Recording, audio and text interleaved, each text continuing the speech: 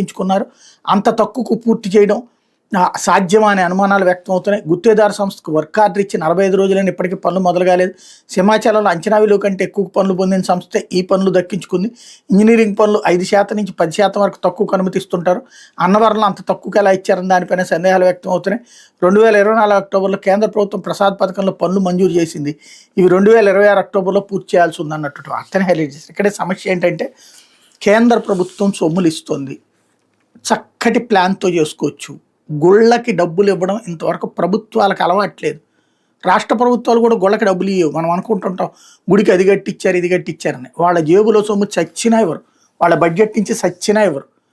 మనం హుండీల్లో వేసే డబ్బులో, విరాళాలుగా ఇచ్చే డబ్బులో ఆ డబ్బులతో కడతారు తప్పించి మసీదులకి చర్చిలకి ఇస్తారు కానీ గుళ్ళకి ఇవ్వరు.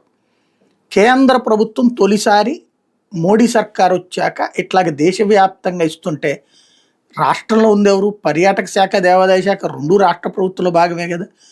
మరి అద్భుతమైన పాలన అందిస్తున్నామని చెప్పిన వాళ్ళు ఈ రెండు కలిసి ఇంతవరకు దీని మీద ఆలోచనే చేయలేదే. ఇప్పుడు గోడ కూలింది కాబట్టి వచ్చినప్పుడు ఇవన్నీ ఫెయిల్ అయిపోయినాయి అన్నటువంటిది. మళ్ళీ దాంట్లో గత ప్రభుత్వం ఇక్కడే చెప్పుకొచ్చారు. అది 24లో బిగిన్ అయింది అన్నది. 24కి ఎక్కడైపోయింది ప్రభుత్వం? వెంటనే అయిపోయింది. అది ఇంకా వచ్చిందంతా ఇప్పుడు అప్పటి నుంచి వీళ్ళే కదా చేసుకోవాలి కదా. పోనీ వాళ్ళ టైంలో బిగిన్ అయిందైనా వీళ్ళు చూడాలి కదా. ఇందులో లోపాలు ఎవరిదంటే అధికారులు. మరి ప్రభుత్వం ఎందుకు నిద్రపోనా? తేడా వస్తే అధికారులది. ఇప్పుడేమో అదే సక్రమంగా జరిగితే ప్రభుత్వాన్ని, గతంలోదైతే తేడా వచ్చితే ప్రభుత్వాన్ని, అదే సందర్భంలో సక్రమంగా జరిగితే అధికారులది. మనం ఎలా కావాలంటే అలా రాసుకోవచ్చు అనమాట.